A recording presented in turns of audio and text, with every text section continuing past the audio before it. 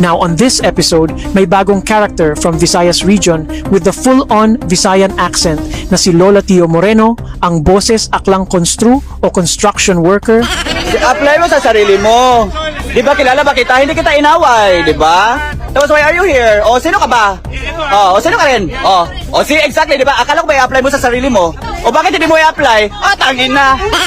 And yes, all the way from the far-flung areas in the Philippines, siya naman ngayon ang naging center ng bardagulan sa Duterte Street. And of course, kung may away, may pagkain na naman. Bakit kaya laging ganun? Mga certified patay gutom ba talaga ang mga kultong ito ng Poong Nazarehas ng mga DDS na si Digongyo?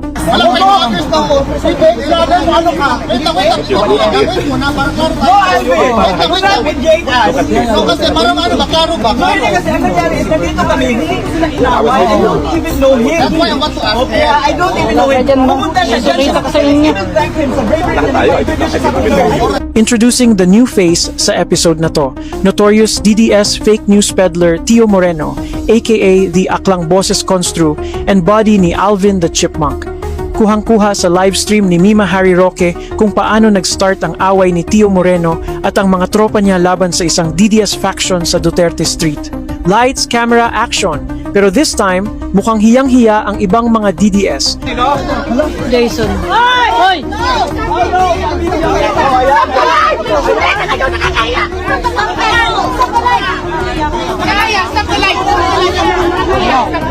Kuya, layo.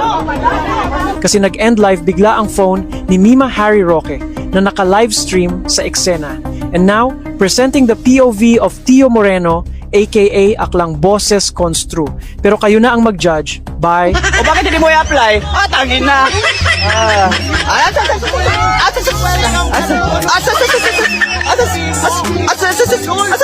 Oh, di ba? O bakit? Bakit?